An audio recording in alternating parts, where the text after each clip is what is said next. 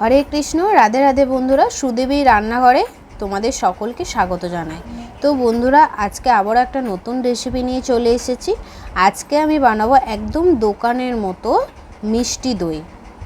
তো দেখতে পাচ্ছ বন্ধুরা, দইটা কত সুন্দর হয়েছে।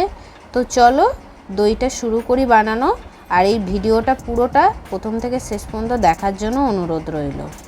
তো দইটা বানানোর জন্য সবার প্রথমে আমি একটা কড়া নিয়ে নিয়েছি। এখানে দেখতে পাচ্ছ কড়ার মধ্যে আমি অল্প জল দিয়ে দিয়েছি। জলটাকে আমি কড়ার সাইডেও খুন্তি দিয়ে লাগিয়ে নিলাম, যাতে দুধটা দেওয়ার সাথে সাথে বা দুধটা পরে কড়ার গায়ে না লেগে যায়। আমি দুধের পরিমাণটা নিয়ে নিয়েছি 1 লিটার। এবার এখানে গ্যাসটাকে হাই ফ্লেমে রেখে দুধটাকে একদম ফুটিয়ে নিতে হবে ভালো করে। বন্ধুরা, এখানে দুধটাকে বেশ কিছুক্ষণ ধরে ফুটিয়ে নিতে হবে এবং দুধটাকে একটু ঘন করে নিতে হবে। তো দেখতে পাচ্ছ দুধটা অনেকটা কমে গেছে। তো এবার আমি এখানে দিয়ে দেবো চিনি। এখানে চিনির পরিমাণটা আমি নিয়ে নিয়েছি 200 গ্রাম, মানে মোট আমি 250 গ্রাম লেগেছে দইটাই। 50 গ্রাম রেখে দিয়েছি ক্যারামেল বানানোর জন্য। তো এখানে আমি দিয়ে দিলাম 200 গ্রাম চিনি। বন্ধুরা, এইভাবে দুধটাকে কন্টিনিউ নেড়ে যেতে হবে, নাহলে দুধের মধ্যে সর পড়ে যাবে, তাহলে কিন্তু একদমই দইয়ের পক্ষে ভালো না। তো চলো, টক দই, মিষ্টির দোকান থেকে কিনে আনা টক দই। তো এই দইটাকে আমি একটু জলটা ঝরিয়ে নিচ্ছি ছাঁকনির মধ্যে, এক্সট্রা জলটা ঝরে যাচ্ছে। দইয়ের পরিমাণটা 100 গ্রাম। বন্ধুরা, শুধু দুধের কালারটা দেখো কতটা চেঞ্জ হয়ে গেছে আর কতটা ঘন হয়ে এসেছে। কতটা ঘন হয়ে গেছে, আগে কতটা দুধ ছিল, এখন দুধের পরিমাণটা কতটা কমে এসেছে দেখো। ধরে দেখতে পাচ্ছ দুধের মধ্যে একটা ফেনা জমেছে। এই ফেনাটা আসলে কি বলো তো, দুধের মধ্যে সরটা তাহলে আর জমবে না, আর খুব তাড়াতাড়ি ঠান্ডাও হয়ে যাবে। তো চলো ততক্ষণে আমি এখানে ক্যারামেলটা বানিয়ে নিই। তার জন্য আমি কড়া বসিয়ে দিয়েছি এখানে গ্যাসের মধ্যে। আমি এখানে রেখে দিয়েছিলাম চিনির পরিমাণটা, প্রথমেই বলে দিয়েছি এখানে 50 গ্রাম চিনি নিয়েছি। তো এবার চিনিটাকে এখানে আমাকে গলতে দিতে হবে ভালো করে।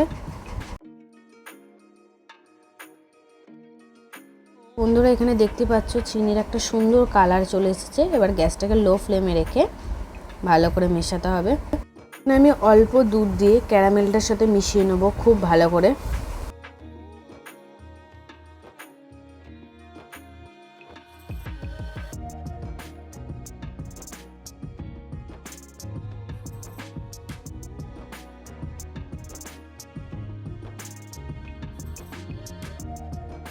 তোমরা দেখতেই পাচ্ছ কত সুন্দর কালারটা এসে গেছে।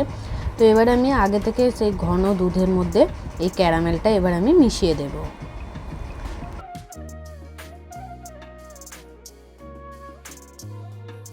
বন্ধুরা, ক্যারামেলটা মিশিয়ে দেওয়ার পরে কালারটা কত সুন্দর চেঞ্জ হয়ে গেছে দেখো।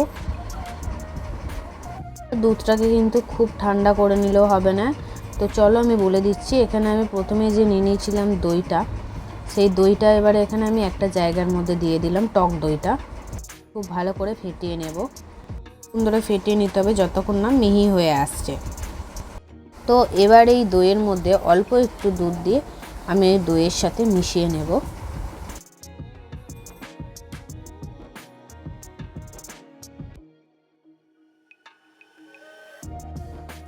তো এবারে এই ফেটিয়ে রাখা দইটা এই দুধের মধ্যে মিশিয়ে দিচ্ছি।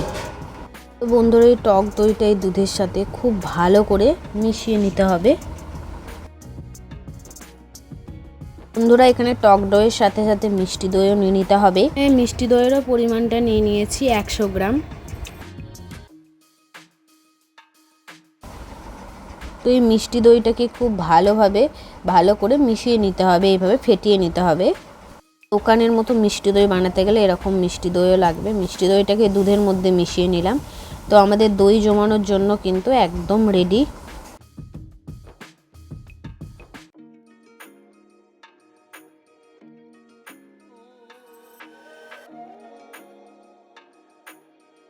মিষ্টি দই পাতার জন্য আমি এখানে নিয়ে নিয়েছি একটা মাটির হাঁড়ি আর একটা মাটির ভাঁড়। তো দইটা যাতে ভালোভাবে আরও ভালো করে ফাটে, তো তার জন্য আমি এখানে নিয়ে নিলাম হাঁড়ির মধ্যে আর ভাঁড়ের মধ্যে আমি নিয়ে নিলাম একটু দই।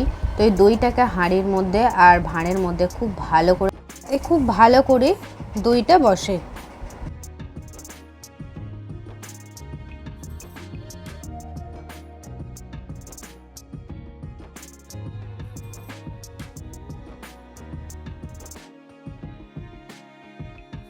এবার আমি ওই হাঁড়ির মধ্যে আর ভাঁড়ের মধ্যে খুব সাবধানে ওই দুধটা ঢেলে দিচ্ছি।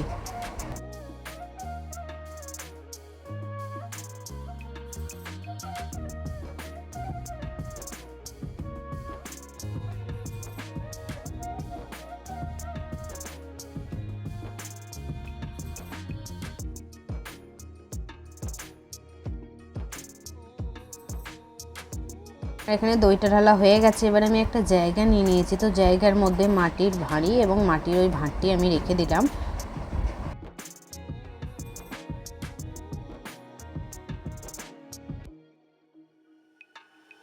এবার আমি ঢাকা দিয়ে দেব। এই জায়গাটার ওপরে তোয়ালে দিয়ে আরও ভালো করে ঢেকে দেবো যাতে গরম থাকে। তো এবার আমি এইভাবেই রেখে দেবো প্রায় 8 থেকে 10 ঘন্টা।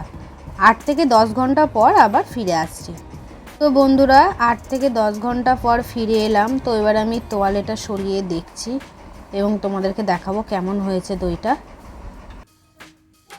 তো দেখো বন্ধুরা, দইটা একদম পারফেক্টভাবে জমে গেছে এবং খুব সুন্দর হয়েছে। তোমাদেরকে আরও কাছ থেকে আমি দেখাচ্ছি, দাঁড়াও।